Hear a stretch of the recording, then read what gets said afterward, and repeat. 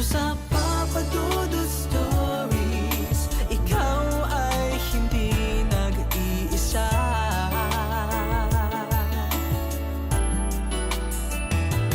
Dito sa Papa Dudut Stories, may nagmamahal sa'yo. Papa Dudut Stories, Papa Dudut Stories. Dear Papa Dudut, sa lahat po ng mga nakatutok ngayon, huwag kalimutan na mag-like, mag-share at mag-subscribe. Hindi lahat ng imbitasyon ay kailangang paunlakan. Minsan kung ano pa ang tingin mo ay magbibigay sa iyo ng masayang karanasan ay maaari ding maging kabaligtaran ng iyong inaasahan. Kapag mamalasin pa nga ay bangungot ang maaring kahantungan. Dear Papa Dudut, magandang araw po sa inyo. Itago niyo na lamang po ako sa pangalang Bong. Yan po kasi ang ginawang palayaw sa akin ng mga kainuman ko noon sa lugar namin. Kilala kami doon bilang mga wasalak o yung mga wala nang ginawa kundi ang uminom ng alak. Palagi kaming laman ng mga handaan para makipag-inuman. Pumupunta po kami kahit na hindi imbitado. Kumbaga ay sila na lang yung nahihiyang paalisin kami. Pero kadalasan naman ay inaasahan din kami sa paghahanda ng mga lulutuin. Kapag may kasalan sa amin, kami ang madalas na tinatawag para magkatay ng baboy, ng baka o kung anumang iluluto nila. Ang pinakabayad na lamang nila sa amin ay yung pagpapainom at kaunting pulutan. Masaya na kami roon. Nakasanayan na kasi sa lugar namin ang bayanihan, kapalit ng ilang bote ng alak at kaunting pulutan pagkatapos ng lahat ng trabaho. Hindi naman kami maituturing na salot sa lugar namin. Lasenggo lang kami, pero ni minsan naman ay hindi pa kami nasangkot sa anumang gulo dahil lang sa kalasingan. Hindi rin kami nambabastos o namimerwisyon ng mga kapitbahay kapag nakakainom. Kapag may mga emergency kami ang inaasahan. Medyo hindi lang talaga maganda ang tingin sa amin bilang mga lasenggo. Pero kahit papaano naman ay nirerespeto kami ng mga kalugar namin, Papa Dudut. Isang gabi, nagkayaan kami sa sitio sa kabilang barangay. May kasalan daw doon sa kamag-anak ng isa sa mga kumpare ko na si Paring Mon. Hindi naman ako kasama sa mga imbitado pero dahil kakilala kami ni Paring Mon ay pwede naman daw sumama. Ganoon naman talaga sa amin sa probinsya. Kahit sino ay pwedeng dumalo kahit na hindi naman imbitado. Basta wag lang manggugulo. Malas nga lang kung madamot ang makakatagpo mo. Nakapwesto na kami noon sa isang mahabang mesa. Kami-kami lang ang magkakasama doon. Sa ibang mesa naman yung mga ninong at ninang. Sa iba naman yung mga imbitado talaga. Halata naman sa mga suot nila dahil galing pa sila sa simbahan. Habang abala sa pagkwekwentuhan ng mga kasama ko, nakaagaw pansin naman sa akin noon yung isang lalaki na hindi nalalayo ang edad sa amin. Nakatayo siya sa mga kumpulan ng mga nag-aasikaso sa handaan.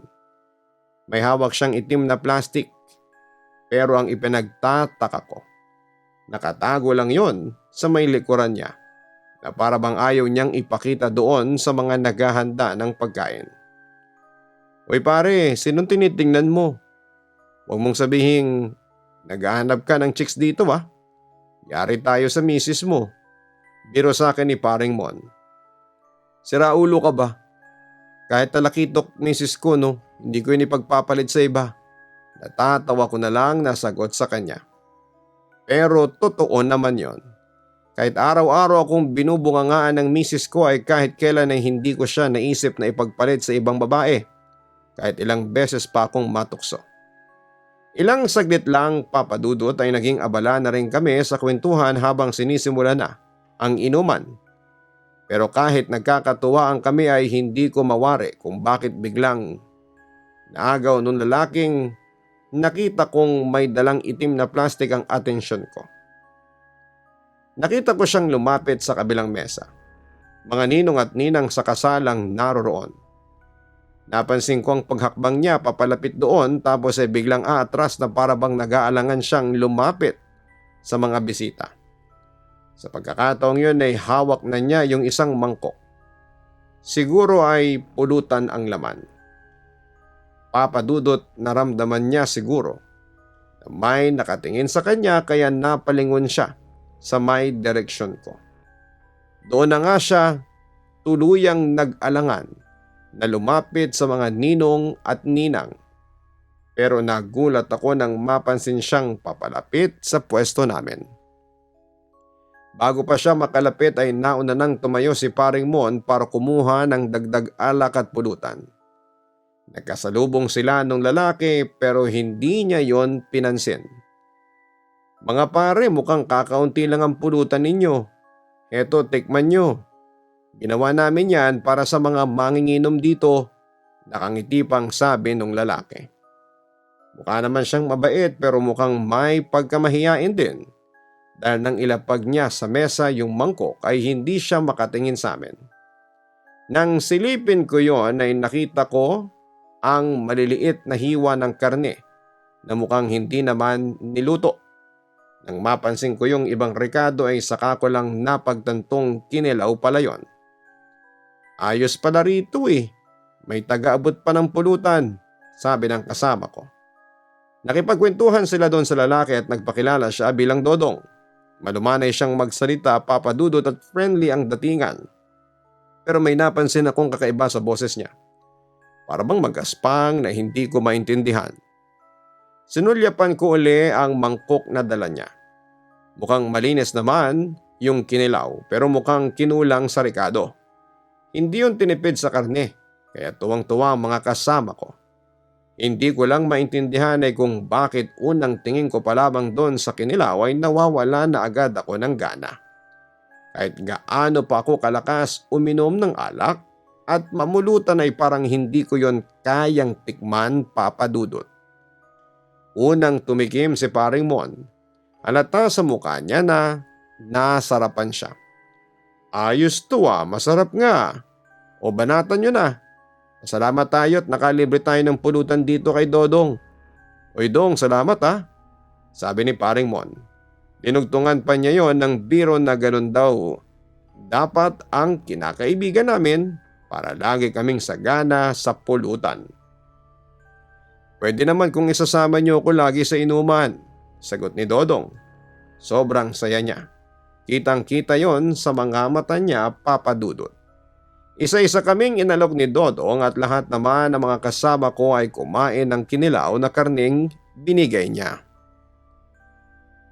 Hindi ko maintindihan kung bakit bigla na lang akong kinabahan nang dumako sa akin ang tingin ni Dodong.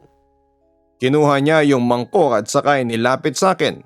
Medyo napangiwi ako nang manood sa ilong ko ang malansang amoy noon. Pero dahil nakatingin siya sa akin ay pilit na lamang akong ngumiti, Papa Dudut. "Mamaya na pare, baka maubos ko."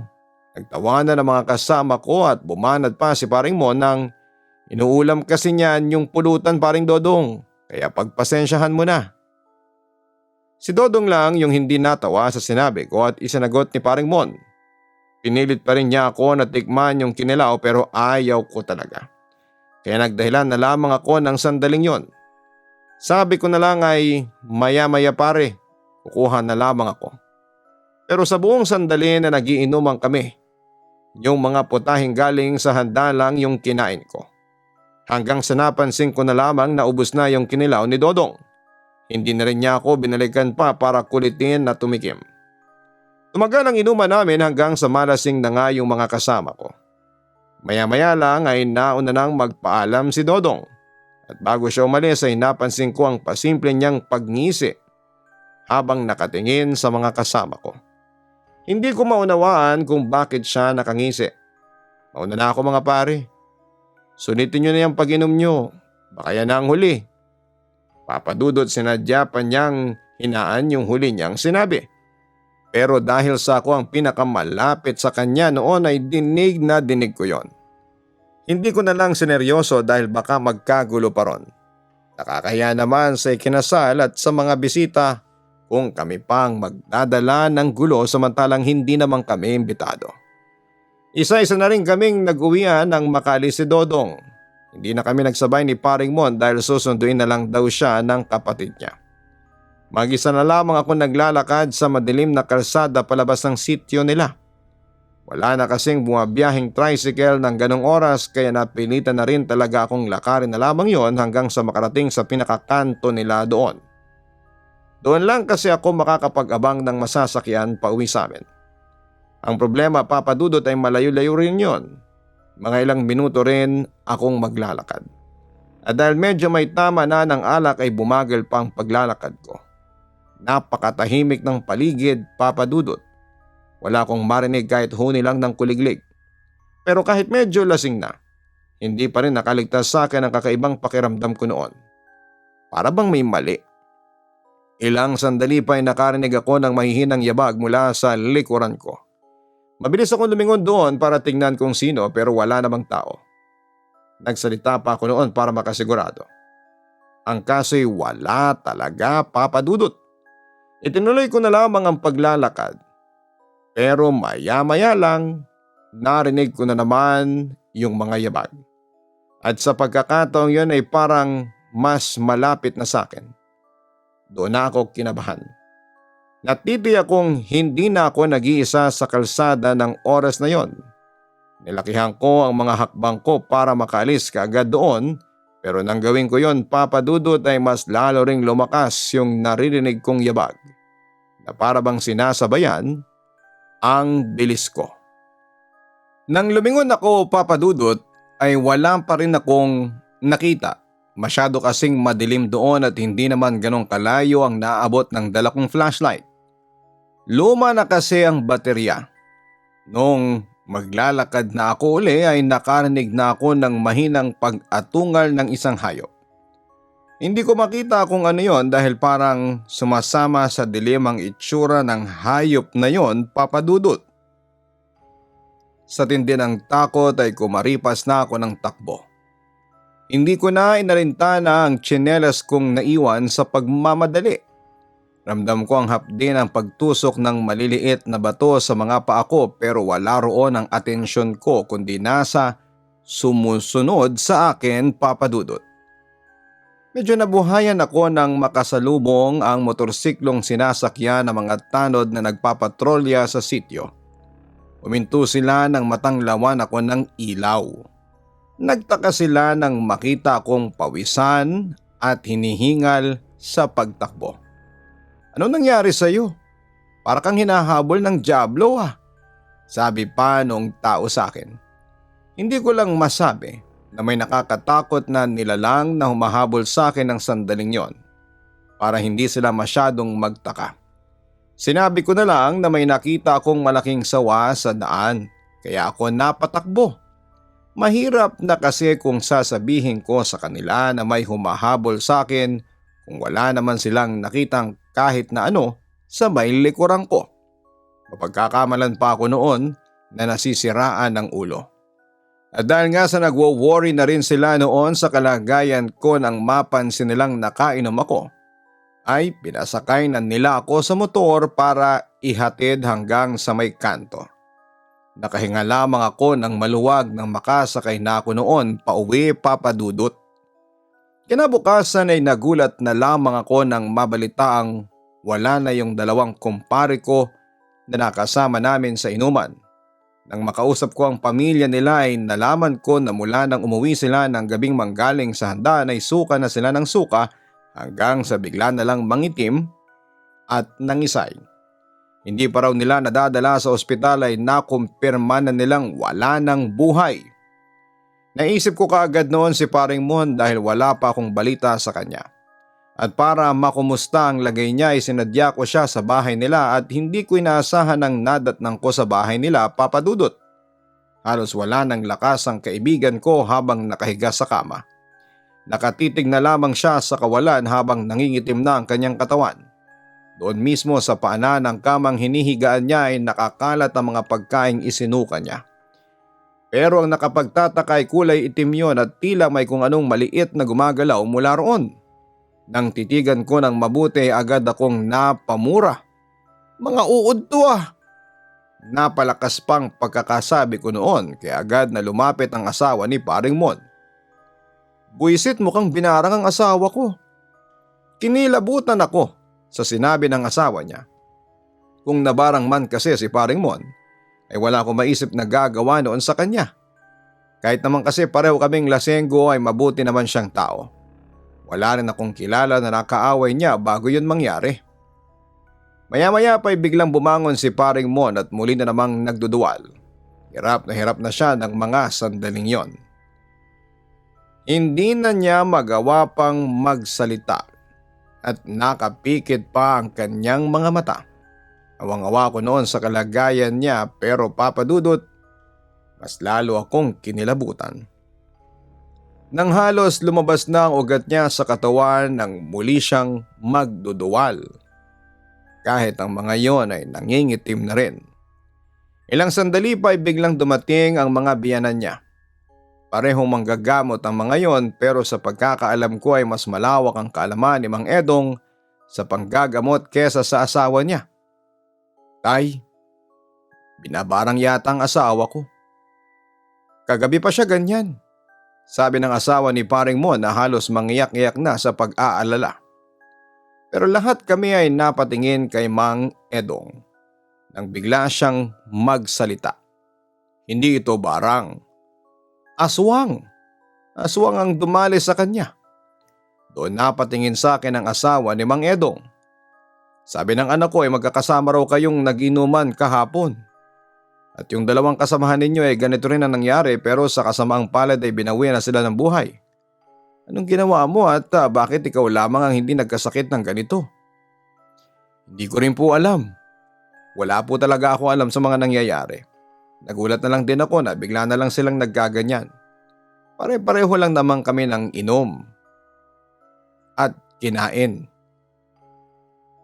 Teka, napatingin ako noon kay Mang Edong nang may sumagi sa isipan ko. Mang Edong, posible bang gamitin ang pagkain sa pangaaswang? Nilukob ng kaba ang pagkatao ko nang bigla siyang tumango. Gawain daw yon ng may mga lahing aswang na gustong mangyanggaw.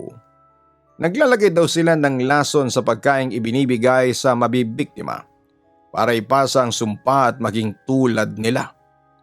Pero kapag hindi ito kinaya ng katawan ay maaaring ikamatay ng biktima. Pinapansin ka ba na kakaibang putahe na tinikman ninyo sa handaan? Tanong ni Mang Edong. Hindi naman ako kaagad nakasagot dahil marami namang kaming nakain, lalo na si Paring Mon. Hanggang sa pumasok sa isipan ko si Dodong at ang dala niyang kinilaw na karne. Tama, yung kinilaw Mang Edong. Yung kinilaw ang naiiba sa mga kinain ni Paring Mon at ng iba pa naming kasama. Wala yun sa handaan. May lalaki lang na lumapit sa mesa namin para ibigay yun. Nagpakilala pa nga siya sa amin at nakipag-inuman sandali. Matiim na napatitig sa akin si Mang Edong. Sino siya? Anong pangalan niya? Dodong. Iyon ang pakilala niya sa amin. Nakita ko ang pagkagulat sa mukha ni Mang Edong nang sabihin ko yon. Kilala raw kasi niya ang angka ng mga aswang na gumagamit ng kilawin para makapangbiktima, lalo na sa mga handaan. At hindi ko inaasahan na kilala din niya si Dodong. Marami na raw siyang narinig na nabiktima ng lalaking yon at sa kanya rin humingi ng tulong kaya gusto niya itong mahanap. Ginawa naman ni Mang Edong ang lahat para gamutin si Mon. Mabuti na lamang at hindi pa lubusang kumakalat sa buong katawan ng kumpare ko ang lason kaya kinaya pa yon ng herbal na ginawa ni Mang Edong. Nagsagawa din siya ng ritual habang nasa labas kami ng bahay. Dinig na dinig ko ang nahihirapang sigaw ni Paring Mon habang ginagamot siya ni Mang Edong.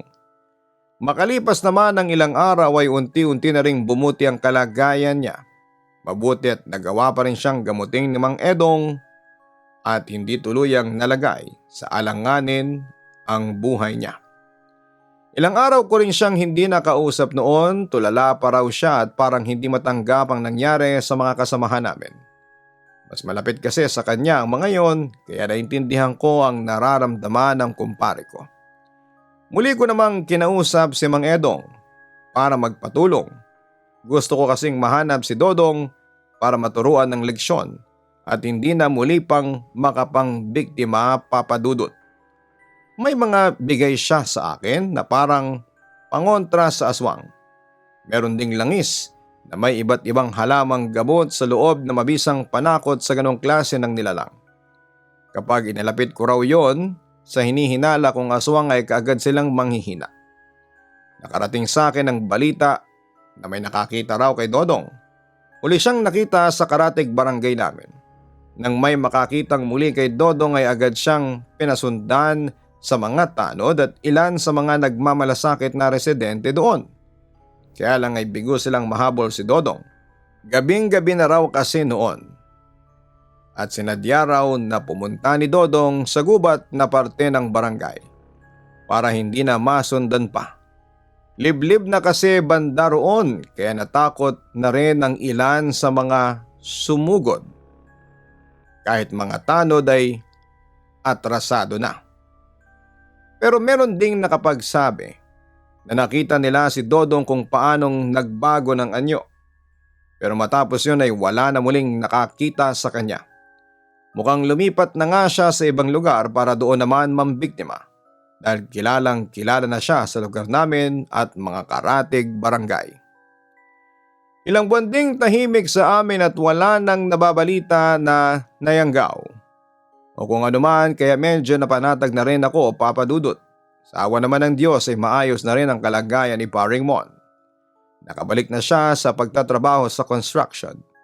Magkasama na kami ron at minsan ay hindi namin maiwasang malungkot kapag napag-uusapan pa rin ang tungkol sa mga pumanaw naming kaibigan. Nababanggit pa rin namin si Dodong at tuwing naaalala namin na ang ginawa ng lalaking yon ay nabubuhay ang galit namin at ang kagustuhang makaganti. Pero wala na kaming magagawa dahil nawala na siya na parang bula, Papa Dudut. Nang matapos yung ginawa naming bahay ay nawala na ulit kami ng mapagkakakitaan ni Paring Mon. Pero dahil nag-aaral ang mga anak ko ay hindi ako pwedeng matenga sa bahay. Kaya naman naisipan kong umextra muna sa pagtitinda ng ice cream.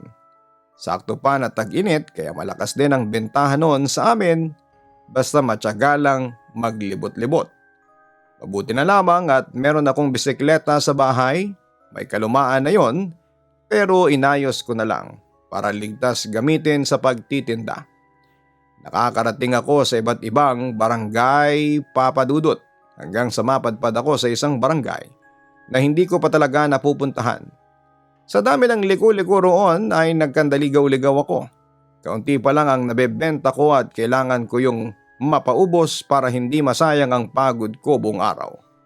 Pero sa dalang na mga bahay sa nadaraanan ko ay wala talagang bumibili roon, Papa Dudut. Hanggang sa badaanan ko yung naging isang bahay sa pagitan ng bakanting palayan. Maraming tao roon, mukhang may handaan. Napangiti ako dahil pwede ko silang alukin ng tinitinda kong ice cream. May mga nagiinuman doon at may mga bata ring kumakain. Inalok ko sila. May galanting matanda na pinakyaw ang paninda ko. Pero dahil sa pagod ko noon ay kinapalang ko na yung mukha kong makiinom nang makita kong may malamig na tubig sa pitsyel sa mesa ng mga nagiinuman. Pinainom nila ako pero inalok din nila akong tumagay. At bilang pakikisama ay tinanggap ko na lamang ang inabot nilang baso.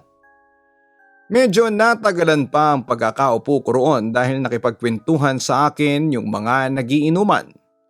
Isa nga pala sa kanila yung pumakyaw sa paninda ko at may kasama pang tip, kaya naman nahiya ako magpaalam kaagad. Ramdam ko na yung pagod at gutom at mabuti na lamang at maraming pagkain doon pero ewan ko ba, Papa Dudut. Kahit gaano kasarap yung mga putahing gawa sa karne ay hindi talaga ako kumain ng mga yon. Tumikim lamang ako ng cake at biskwit na ipinamigay sa mga bata. Ayos na sa akin yon. Maya-maya pa habang nagkakatawanan na kami at nagkakapalagayan ng loob ay may isang babaeng lumapit sa amin. May dalang mangkok. Nanlaki ang mga mata ko at parang binuhusan ng malamig na tubig ang katawan nang makita ko kung ano ang laman. Kinilaw na karne. At parehong pareho yon sa hinain sa amin ni Dodong sa huling handaang napuntahan ko. Tinitigan ko ng mabuti yung babae at medyo malayo siya sa akin pero nararamdaman niya ang pagtitig ko kaya napasulyap siya sa may pwesto ko. Nang magtama ang mga mata namin ay kitang-kita ko ang panlilisik noon. Doon ko lang naalala ang pangontrang binigay sa akin ni Mang Edong na ginawa kong palawit sa kwintas. Nilabas ko yung suot kong kwintas para sa diyaing ipakita doon sa babae. Gusto ko kasing makita ang magiging reaksyon niya. Bigla na lamang siyang napatras at mas lalong tumalim ang tingin sa akin ng mga sandaling yon. Ay mga pare, kinalawo, masarap na pulutan to. Naalarma ako nang akmang titikman na yon ng isa sa mga kasama ko sa mesa. Dali-dali akong nagsalita at sinabing pwede bang ako muna yung tumikim pare? Matagal na kasi akong hindi nakakatikim ng kinilaw. Natawa naman sa akin yung kainuman ko na nagpakilala bilang si Lucio. Nagpaubaya siya at inabot sa akin yung mangkok. Nagkunwari akong titikman yon pero bigla kong pinanginig ang kamay ko para sadyang mabitawan ng mangkok at matapon ang laman sa lupa. Panay ang hingi ko ng dispensa sa kanila dahil hindi na yon pwedeng ulutin pa. Mabuti na lamang at mabait sila kaya hinayaan na lang nila yon. Nang sulyapan ko yung babaeng nagbigay ng kinilaw ay napansin ko ang mabilis na pag-alis noon sa handaan. Kaya naman nagpaalam na rin ako sa mga kainuman ko at sinabing kailangan ko na talagang makauwi. Hinabol ko yung babae, hinablot ko siya sa braso at hindi siya nakaalis sa higpit ng pagkakahawa ko. Kitang-kita ko kung paano siya tila napaso sa paghawa ko. Hindi maipinta ang mukha niya at mukhang nahihirapan. Alam ko kung ano ka. May gumawa nito noon sa amin. Kaya hindi mo ako mabibiktima. Bulong ko doon sa babae. Buong lakas niya akong itinulak. Hindi agad ako nakabawi ng mabuwala ko sa lupa. Doon na siya nakatakbo palayo at hindi ko na siya muli pang naabutan papadudot. Bago ako umuwi, bumalik ako sa mga nagiinuman para balaan sila tungkol sa mga tulad ni Dodong at ng babaeng nagbigay sa kanila ng pulutan. Batid na pala nila yung kwento tungkol sa nangyayanggaw sa mga handaan. Pero kilala raw nila yung babae kaya hindi nila pinag-isipan ng masama. Sinabi ko sa kanila ang napansin ko at ang ginawang pagtakas ng babae matapos kong kumprontahin. Hindi raw sila makapaniwala na aswang din ang isang yon. Binalaan ko na lamang sila na mag-ingat sa susunod dahil siguradong hindi pa nauubos ang lahi ni Dodong.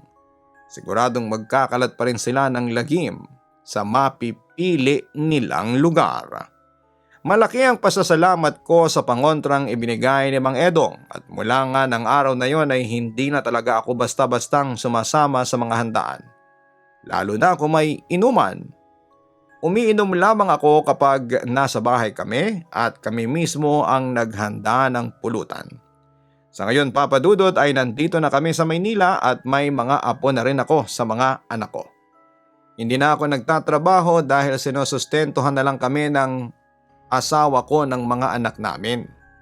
Ibangan namin ang pakikinig sa mga kwento mo online. Kaya sana'y hindi kayo mapagod na magbahagi ng mga kwentong pinapadala ninyo. Hanggang dito na lamang Papa Dudut, maraming salamat at pagpalain nawa kayo ng Diyos. Lubos na gumagalang, Bong. Maraming salamat Bong sa kwentong ibinahagi mo sa amin. Marami man ngayon ang hindi naniniwala sa mga kwentong aswang o iba pang kwentong katatakutan ngunit magbibigay pa rin po ito ng aral at babala sa iba na hindi lahat ng tao sa paligid natin ay maaari nating pagkatiwalaan. Nakakatuwa na hindi mo lamang iniligtas ang sarili mo, kundi inisip mo rin ang kapakanan ng iba dahil sa iyong naging karanasan. Ang kwento ni Bong ay hindi niya ibinahagi para manakot. Ibinahagi niya ito para matutunan natin na may mga tao talaga dito sa mundo na gagawa ng hindi mabuti sa kahit na sino. At kung hindi tayo magiging maingat ay maaaring tayo naman ang malagay sa alanganin. Aswang man yan o ordinaryong tao lamang. Dapat tayong maging mapagmatsyag at maging handa para hindi tayo humantong sa nakakakilabot na karanasan. Ang kwentong ito ay binigyang kulay ni Cristel Ordonio.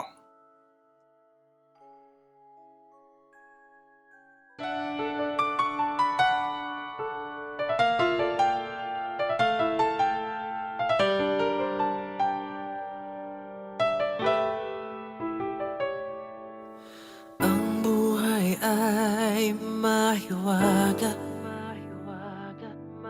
laging may lungkot at saya. Sa Papa Dudut Stories, laging may karamay ka.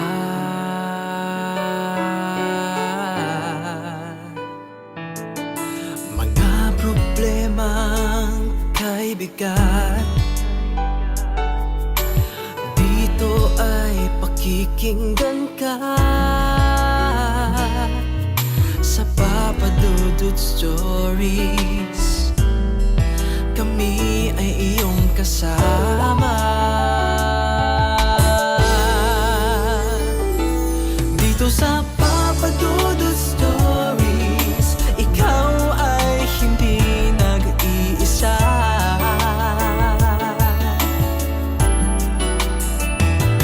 Dito sa Papa Dudut Stories, may nagmamahal sa'yo. Papa Dudut Stories,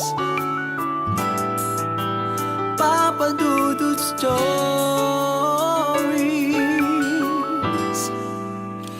Papa Dudut Stories.